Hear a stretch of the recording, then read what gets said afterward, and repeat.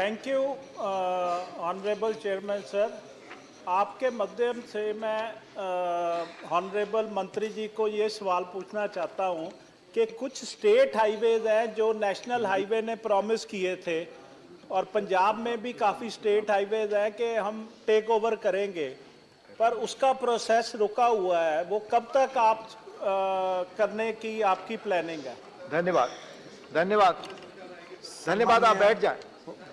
माननीय उपाध्यक्ष महोदय जी, वैसे पंजाब में 2014 में मोदी जी के नेतृत्व में हमारी सरकार आने के बाद इस 8 साल में जितना रोड का काम हुआ है वो स्वाधीनता के बाद के का अब तक का और इससे ज़्यादा है। एक महत्वपूर्ण बात यह है उपाध्यक्ष महोदय जी कि जो स्टेट हाईवे होते हैं उसकी जिम्मेदारी राज्य सरकार की होती है, और हम भी ग्रीन हाईवे भी बना रहे, जैसे दिल्ली से कटरा जो पंजाब से जाता है, हरियाणा से जाता है, तो हम तो उसके ऊपर नई लैंड एक्वायर करके वो हाईवे बनाते ही हैं। पुराने हाईवे को भी हमने काफ़ी सुधारा है। अब ये जो स्टेट हाईवे है इसमें भी हमने वित्त मंत्री जी ने घोषणा की थी बजट में कि हम ये हाईवे के बारे में इसके लिए नए हाईवे ऐड करेंगे, और इसलिए गति शक्ति में इंडस्ट्रियल कॉरिडोर्स, पोर्ट कनेक्टिविटी, बाद में टूरिज़्म, इन सब बातों का अध्ययन करके कुछ प्रमाण में हम ऐड भी कर रहे हैं। अभी निश्चित रूप से आपने जो हाईवे बताया उसमें इस किसी क्राइटेरिया में आता है क्या, उसका विचार करेंगे और उसके बाद उसको अनुमति देंगे। अल्टीमेटली अगर हमने उसको अपना NH नंबर दिया तो हमको खर्चा भी करना पड़ता है, मेंटेन भी करना पड़ता है और काम भी करना पड़ता है, तो फिर भी हम वो कर रहे हैं। फिर भी आप जो कह रहे हैं उसको वेरीफाई करके देखेंगे। धन्यवाद। माननीय रमीला बेन बाड़ा।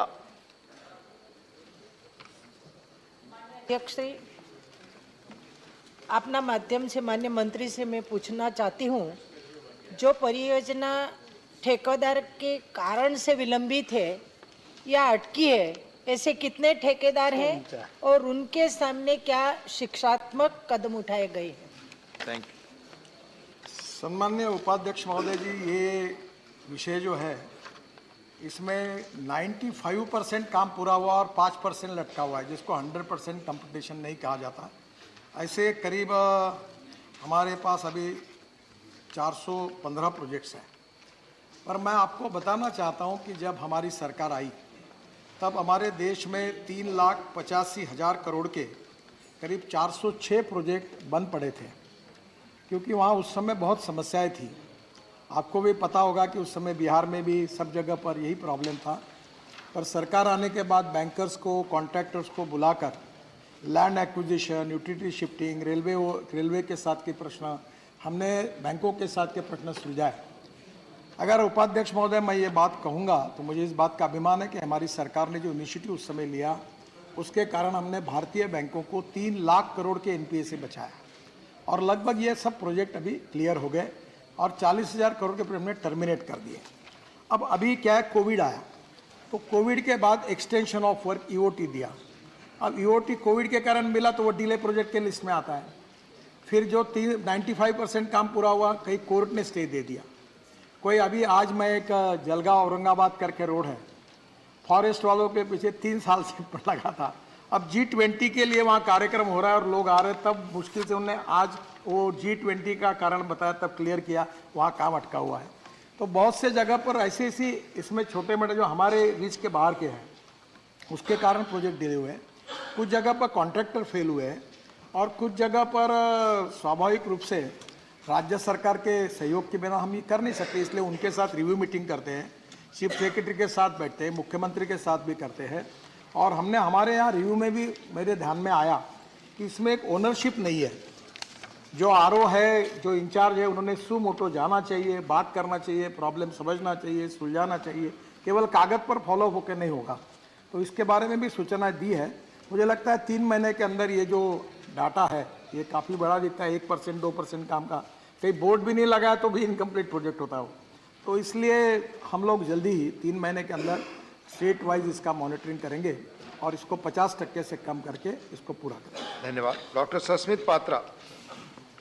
माननीय अध्यक्ष महोदय, आपके माध्यम से माननीय मंत्री जी को मेरा एक स्पेसिफिक प्रश्न है उड़ीसा रिलेटेड। माननीय मंत्री जी अवगत है इस बारे में, उनसे चर्चा भी एक आध बार हुई थी। एक है मान्यवर कटक से संबलपुर का राजमार्ग और दूसरा है राजमुंडा से बारकोट। ये 2 राजमार्गों पे काम चल रहा है और विशेषकर कटक से संबलपुर का राजमार्ग कई सालों से लंबित है। मैं माननीय मंत्री जी से जानना चाहता हूं कब तक ये राजमार्ग कंप्लीट हो जाएगा। सर कॉन्ट्रैक्टर फेल हो गए और कॉन्ट्रैक्टर कौन थे वो भी उनको पता है। अभी शायद वो नहीं इसी हाउस में थे, पर उनकी अड़चन है, ऐसी कुछ नहीं आ सकती है। हमने उनको रिप्लेस किया और रिप्लेस करके नए कॉन्ट्रैक्टर को लाया। अन्य सदस्य भी मेरे पास 2 बार आए थे, बाकी भी सदस्य आए थे। शायद वहाँ कुछ फुटबॉल की इवेंट भी बड़ी होने वाली है, हॉकी की। तो मैं आपको बता रहा हूँ कि उसके पहले अभी काम शुरू हुआ है। अभी इसका प्रोग्रेस काफ़ी ठीक है और मुझे लगता है कि आने वाले 3-4 महीने में आपका काम पूरा हो जाएगा। अब कॉन्ट्रैक्टर को बदल दिया है, रिप्लेसमेंट किया है और इसलिए काम पूरा हो